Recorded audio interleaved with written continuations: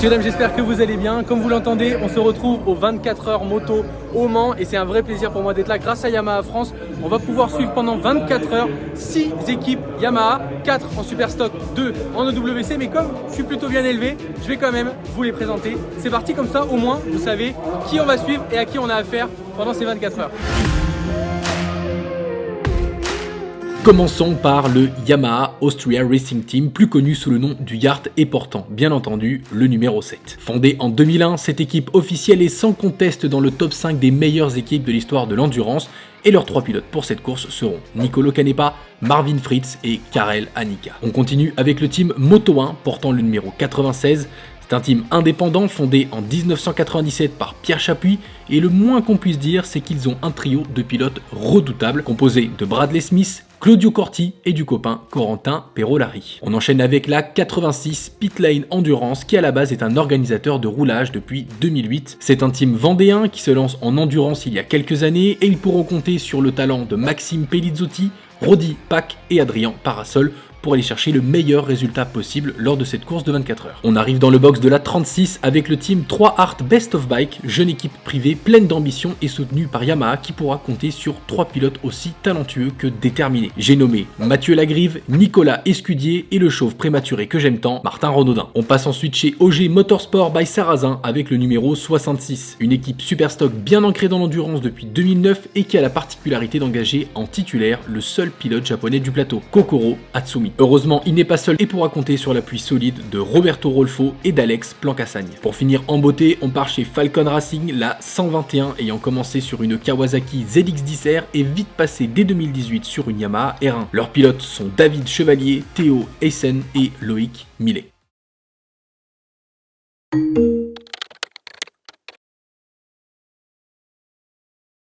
Messieurs, dames, c'est parti. On rentre dans une Panamera 4S pour faire le tour du circuit. Alors par contre, ça va pas être un tour balade de santé, hein, ça je vous le dis.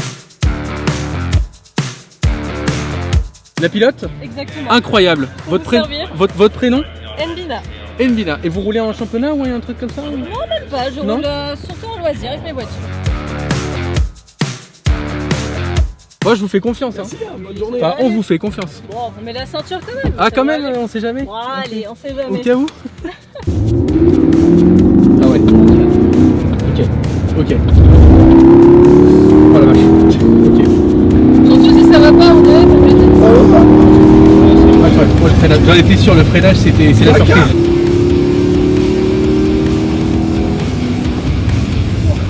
Vache. Ah ouais. Ça freine bien quand même. Ah ça freine vachement plus tard que les motos, dis donc. Ah même la réaccélération en sortie de virage c'est quelque chose. Hein. Merci beaucoup. Avec plaisir. Bonne journée, bon courage. Incroyable. Mec, c'est énervé de fou. Genre, en fait, déjà l'accélération en sortie de virage, c'est un délire. Mais en fait, quand elle arrive au bout, tu fais bon, elle a toujours pas freiné. Pourquoi elle a toujours pas freiné Et ça freine tellement plus tard et tellement plus fort.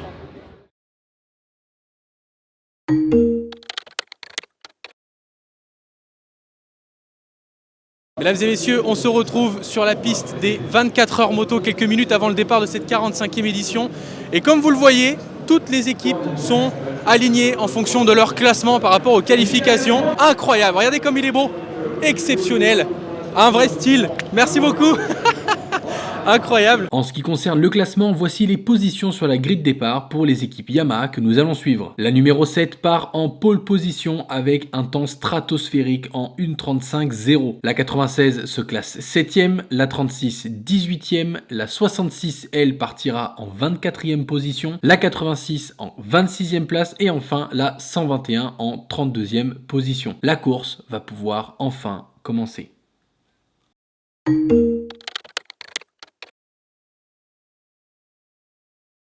Vous voyez, tous les pilotes se placent sur leur rond blanc et c'est de là qu'ils vont devoir courir pour justement rejoindre leur moto et après prendre le départ une fois qu'ils auront démarré le moteur.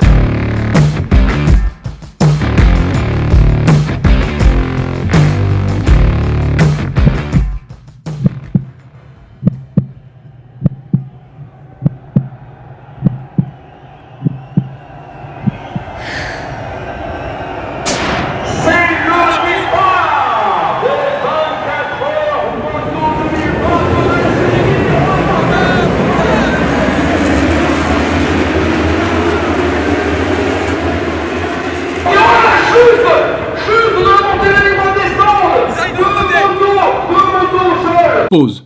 Comme vous le voyez, le départ a été très mouvementé. Après une safety car et un peu de nettoyage, voici un point rapide sur le classement après 30 minutes de course. Sur les équipes qu'on suit, donc c'est-à-dire la 66 est 20e, la 86 est 25e, la 121 est 26e, la Yart numéro 7 est 30e, la 36 est 50e et la 96 51e. Donc ça démarre extrêmement mal. Maintenant, il ne faut pas l'oublier, on est en endurance. Tout ce qui compte, c'est de rallier l'arrivée au bout de 24 heures et donc on verra ce que ça donne. Mais en attendant, on va aller dans le box de la 66 pour aller faire un panotage. Vous allez voir, l'expérience est un petit peu spéciale. Vous allez kiffer. Bon les gars, là je vais carrément faire le panotage pour la numéro 66 qui rentre dans un tour. Je vous cache pas, c'est un peu stressant, mais voilà. Donc en gros, mon but c'est panoter, comme ça il voit où on est. Et après, je me décale pour qu'il y ait le mécano derrière moi qui puisse récupérer la moto et la tenir. Il est en train d'arriver. Que quelques mètres, dès qu'il va arriver au niveau de la béquille, moi je me décale. Voilà, nickel. Oh, c'est bon, j'ai bien fait mon taf là normalement.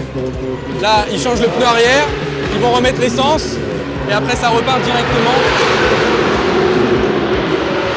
Là, c'est stressant quand même, c'est super stressant. Ok. Ils vérifient le frein, c'est bon. Bam, ils envoient l'essence. Et dès qu'ils ont fini d'envoyer l'essence, ils font un petit coup d'essuie et après ça repart.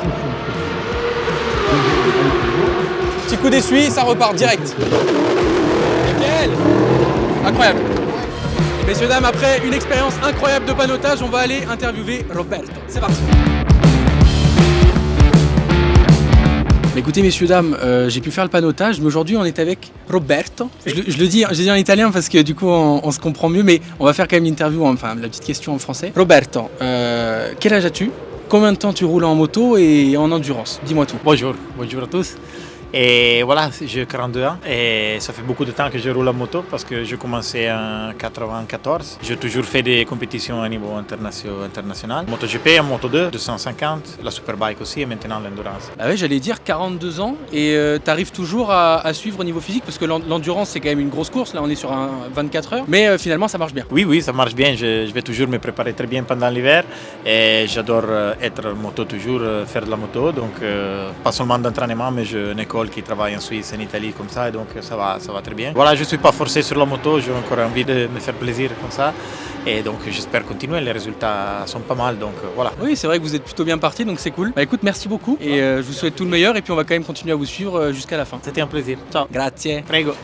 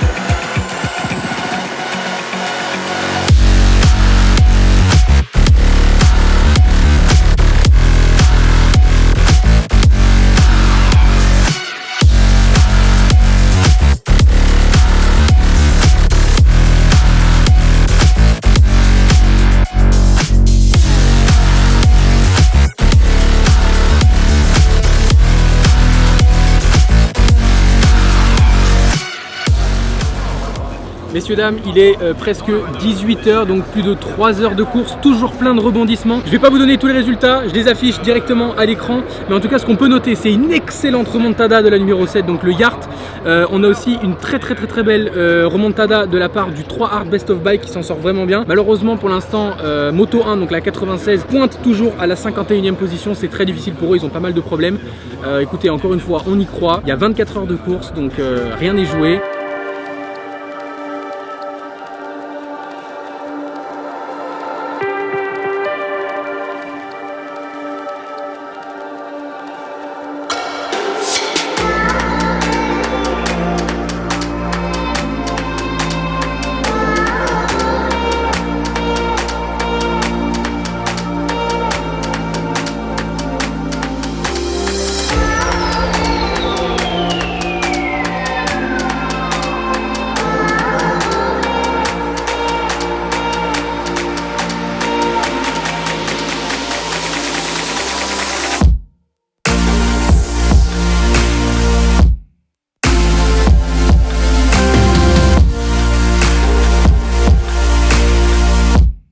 Mesdames et messieurs, il est 22h30 après 7h30 de course. Petit point classement sur les 6 équipes que nous suivons. Vous allez voir, il va y avoir des surprises, notamment le Yacht, 3e position. Ça y est, on est dans le top 3. C'est très difficile à maintenir puisque le team Kawasaki numéro 11 nous colle au cul. On va se le dire les choses clairement. Mais si l'équipe ne fait pas de bêtises et que le moteur tient, on peut clairement aller chercher une victoire et ça serait très très beau. Je passe très rapidement parce qu'il y a beaucoup d'évolutions et que ça fait très plaisir. La 66, 12e position, 86, 15e position, 121, 17e position, 36, 3 Best of Bike qu'on va aller voir juste après étant 18e position. Et la 96, malheureusement, le team Moto 1 a dû abandonner. Trop de problèmes, casse moteur, chute, enfin bref, pas mal de soucis surtout au départ. C'est malheureux, c'est l'endurance. Heureusement, il nous reste 5 équipes à suivre. Je vous emmène tout de suite dans les box de nuit. Vous allez voir, c'est une expérience encore plus incroyable.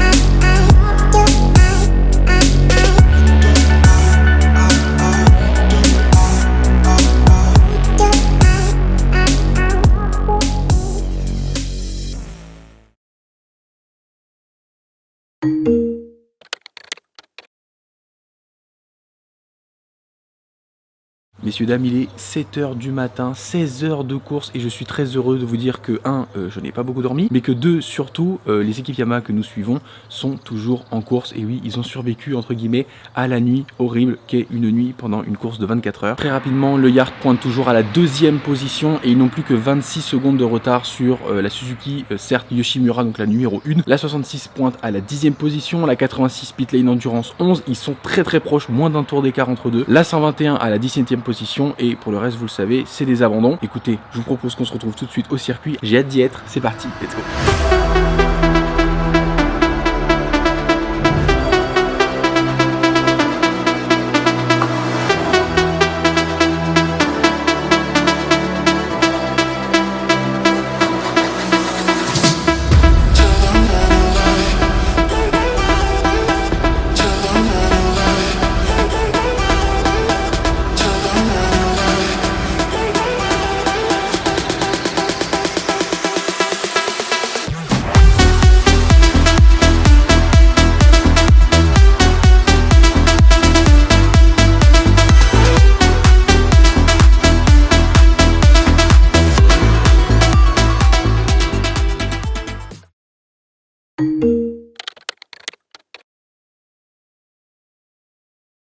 Messieurs, dames, chose exceptionnelle, on a les motos qui passent juste à côté, donc je sais pas si vous m'entendrez correctement, mais là dans quelques minutes on va aller tout là-haut, puisqu'on va faire un tour d'hélicoptère. Voilà. Voilà. Ça filoche, ça filoche.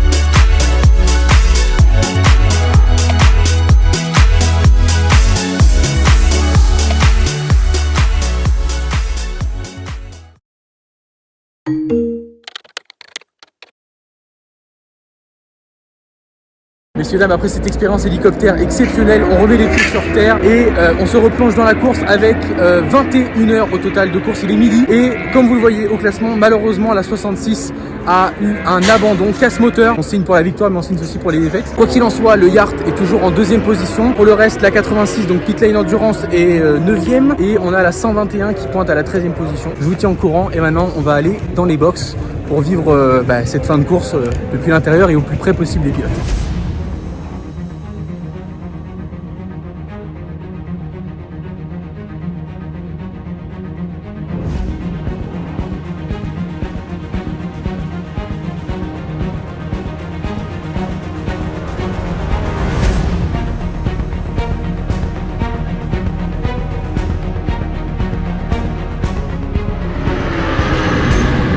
Top. Changement de pilote. Il se passe les infos. Pour le ravitaillement, pas de changement de pneu cette fois-ci, ils remettent juste de l'essence et puis Adrien peut partir. Voilà, c'est parti.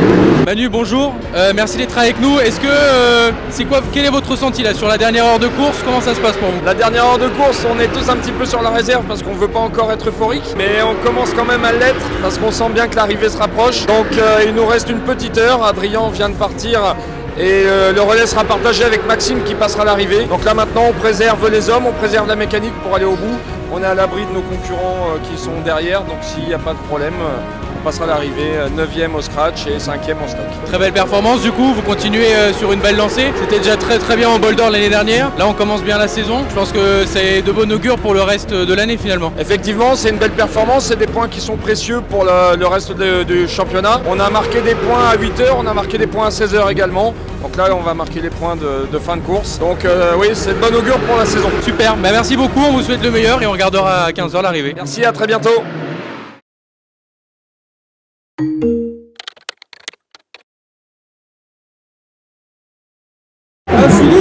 Je suis dégoûté. Regardez, safety car, elle est là. Et c'est pour le Team Falcon, la 121, à moins de 20 minutes de la fin, le moteur qui pète. Et peut-être que la course elle se termine sur ça, c'est trop nul. Là ce qui peut se passer aussi, c'est que si ça se termine sous safety car, ça veut dire que les positions sont figées, donc le Yacht terminera en deuxième position. Ce qui serait encore plus incroyable, c'est que la safety car parte quelques minutes ou quelques secondes avant la fin, que ça laisse le temps au pilote de faire encore un ou deux tours et que potentiellement la Yacht puisse se battre avec le CERF, tout est possible. Bon alors là l'info qui vient de tomber, c'est que la safety car va s'en aller maintenant.